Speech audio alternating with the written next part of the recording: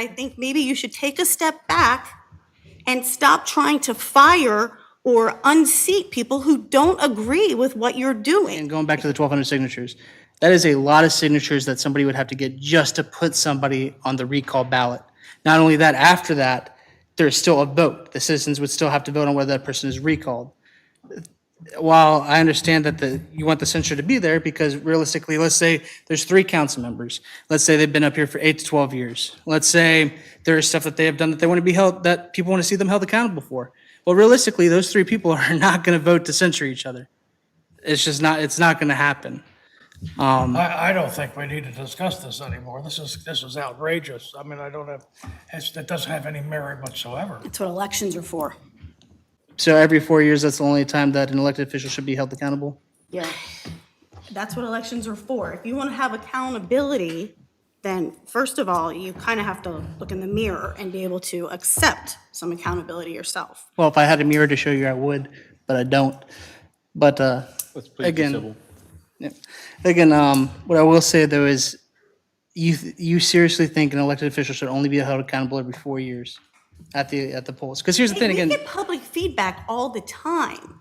Do you listen to it? Do you? I definitely do. I think you do.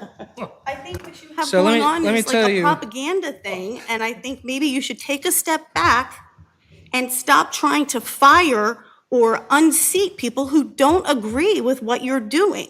Because we are not just speaking for ourselves. We are speaking for the citizens who reach out to us and say, how do we stop this guy?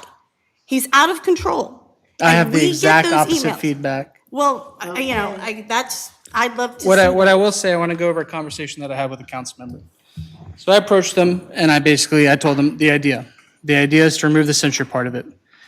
The first comment that I received back is that's communism. The second comment I received back is that's mob rule.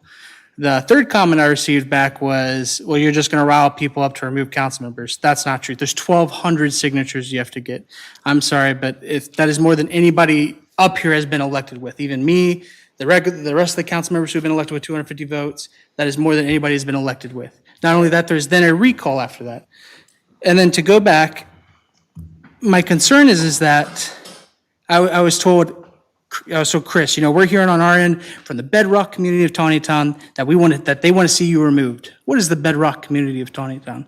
We're up here to serve all residents of Taneytown, whether you've lived here 1 year, 5 year, 10 year, 20 year, 30 year. And again, That part. You keep forgetting that part. keep forgetting, just last meeting, you criticized me on not being here long enough to be up here serving.